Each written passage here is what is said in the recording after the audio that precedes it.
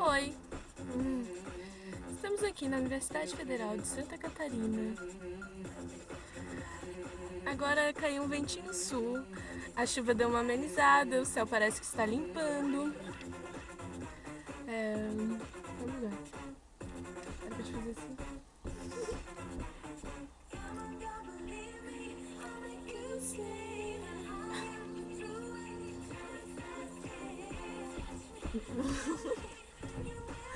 Porra, ganhei isso.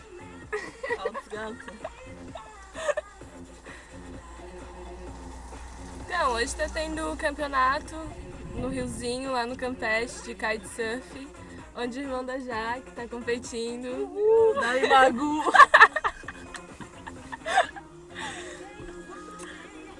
Pois é, né?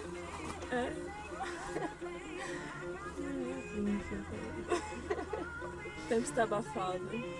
Propício para chuva. Tá calor. Muita chuva. Se bem que caiu ventinho, mas continua calor. Muito calor. Um cara passando de jaqueta. Ai, ai.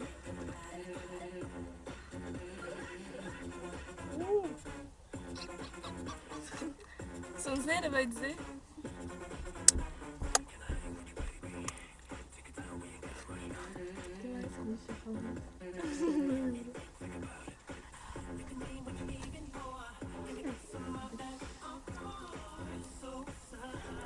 Então tá, né?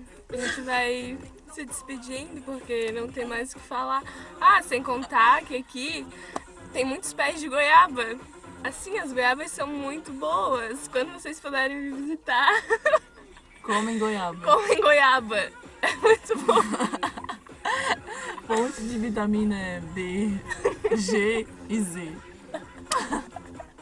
Vitamina Z. Então tá, né? A gente vai se despedindo, tá? Jaque Minato, Janessa Bittencourt. Diretamente da Universidade Federal de Santa Catarina. Muito bela por Beijinho. natureza.